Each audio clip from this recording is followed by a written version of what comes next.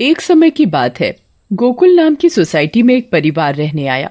वो लोग उस सोसाइटी में नए नए ही आए थे। उस परिवार में राहुल, सविता और उनका 10 साल का एक बेटा भाविक रहता था। जैसे ही भाविक सोसाइटी के गेट के बाहर तक पहुंचता है, तभी से ही अपने सवाल जवाब शुरू कर देता है।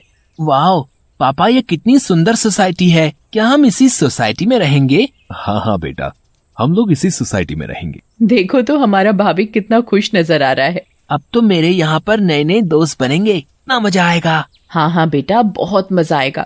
चलो अब अंदर चलो। जैसे ही वो लोग सोसाइटी के अंदर कदम रखते हैं, तभी जोर जोर से हवा चलने लगती है और भाविक को कुछ अजीब सा महसूस होने लगता है। मम्मी देखो तो, हमारे आते ही ये कितनी जोरों से हवा चलने लगी है। मुझे कुछ अजीब सा भी लग रहा है। नहीं बेटा, ये बस तुम्हारा वहम होगा। बच्चा समझकर सविता भाविक की बात को नजरअंदाज कर देती है।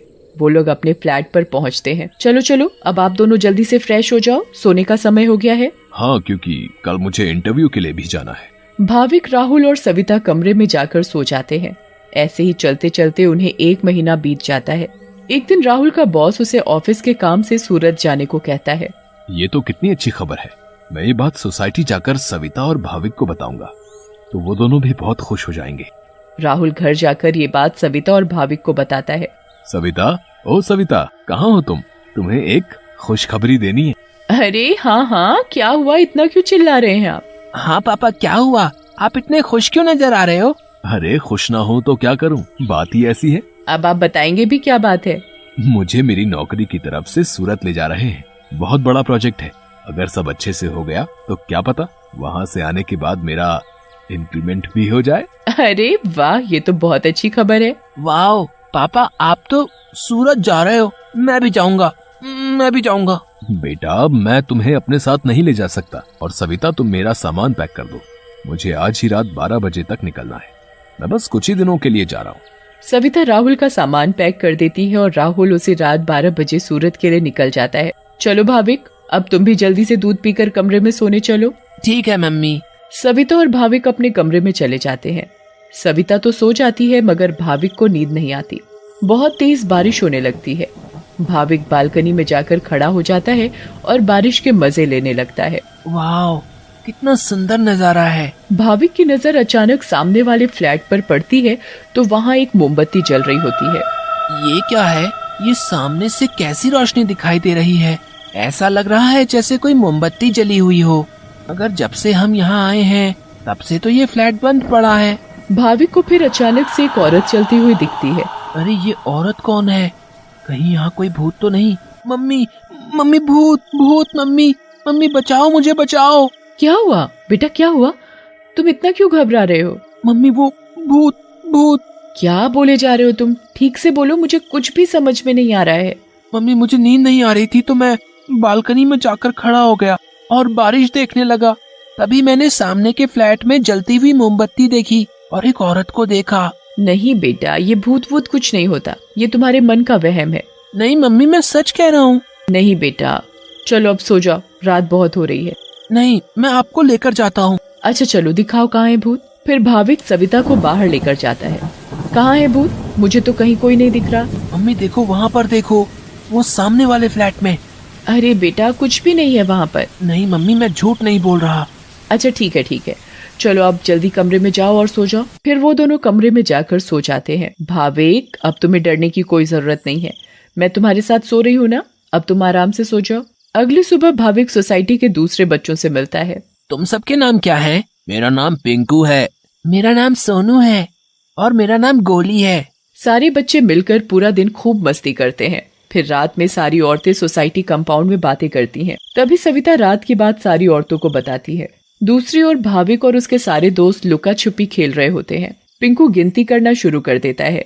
तभी सारे बच्चे इधर उधर छिप जाते हैं, मगर भाविक खेल खेल में अपने फ्लैट के सामने वाले फ्लैट के दरवाजे तक पहुंच जाता है। उसे ये पता नहीं होता कि ये वही फ्लैट है जिसमें कल रात उसने एक औरत को जलती हुई मोमबत्ती के साथ देखा था। अरे ये दरवाजा तो खुला हुआ है और यहाँ तो कितनी सारी लाइटें हैं। चलो अब मैं जल्दी से इस घर में छिप जाता हूँ ताकि मुझे कोई ढूंढ ही ना पाए। वो जगह ठीक है, मैं उस कमरे में जाकर छिप जाता हूँ। भाविक जैसे ही उस फ्लैट के कमरे की ओर जाने लगता है, वैसे ही बाहर की सारी लाइट्स लुप लुप होने लगती हैं। ये क्या हो रहा है यहाँ पर? अचानक ये लाइटें लुप लुप कैसे होने लगी? भाविक इधर उधर देखने लगता है। तभी भाविक की नजर दरवाजे के ऊपर पड़ती है। ये दरवाजे के ऊपर क्या लिखा हुआ है? भूत! मम्मी, मम्मी बचाओ बचाओ! भाविक चिल्लाते हुए सोसाइटी कंपाउंड में जा पहुंचता है। अरे, ये आवाज तो भाविक की लग रही है। ये तो भाविक की आवाज है। भाविक की आवाज सुनकर सारी औरतें और आदमी कंपाउंड में जमा हो जाते हैं।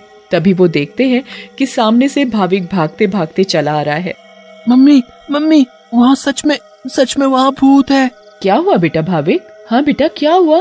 तुम इतने घबराए हुए क्यों लग रहे हो? हाँ बेटा, कुछ तो बताओ। कहीं तुमने फिर से सामने वाले फ्लैट में भूत तो नहीं देख लिया? भूत? भूत? कहाँ है भूत? मैं छुपने के लिए एक फ्लैट में चला गया क्योंकि उसका दरवाजा खुला हुआ था। मैंने वहाँ लिखा देखा। क्या लिखा देखा और कहाँ देखा? कि यहाँ से चले जाओ वरना मैं तुम्हें मार दूंगी। चलो बेटा, तुम हमें वहाँ लेकर चलो। हाँ, चलो अंकल, मैं आपको वहाँ लेकर चलता हूँ, आप खुद ही देख लेना। भाविक सभी लोगों को उस फ्लैट में लेकर जाता है। कहाँ लिखा है बेटा? अरे, यहीं तो लिखा था। चलो भाई, यहाँ तो कुछ भी नहीं है। बेटा भाविक, चलो अब चलो। सभी लोग भाविक को वहाँ से ले जाते हैं, मगर भाविक उस दरवाजे को देखते देखते चलता है। नहीं अंकल, मैं सच बोल रहा हूँ। हमें इस बच्चे की बात एक बार मान लेनी चाहिए और आज रात मिलकर सोसाइटी पर नजर रखनी चाहिए। हाँ, आप सही बोल रहे हो। क्या पता ये सब सच हो। तो ये तय रहा कि आज रात हमारे पति सोसाइटी की देखभाल करेंगे। उस रात 3 आदमी सोसाइटी के गेट पर खड़े रहकर सोसाइटी की देखभाल कर रहे थे। मुझे जरा बाथरूम जाना है, मैं बस अभी जाकर आता हूँ। हाँ ठीक है, तुम होकर आओ। क्या हुआ जी? गुड्डू को बहुत डर लग रहा है और वो बोल रही है कि आप ही उसे सुलाएंगे, तो आप जरा ऊपर आकर उसे सुला जाएंगे? ठीक है, अभी आता हूँ। दूसरा आदमी पहले आदमी से बोलता है। मैं जरा अपनी बेटी को सुलाकर आता हूँ, उसे डर लग रहा है। अब सोसाइटी के दरवाजे पर सिर्फ रमेश यानी तीसरा आदमी ही बचता है। कहाँ रह गए ये दोनों? वो आदमी इधर उधर घूमता रहता है और अब उसे भी अकेले डर लगने लगता है। तभी उस आदमी को किसी औरत का साया दिखता है। उसके लंबे खुले हुए बाल और पायल की छम छम आवाज। चुड़ैल, बचाओ बचाओ, चुड़ैल।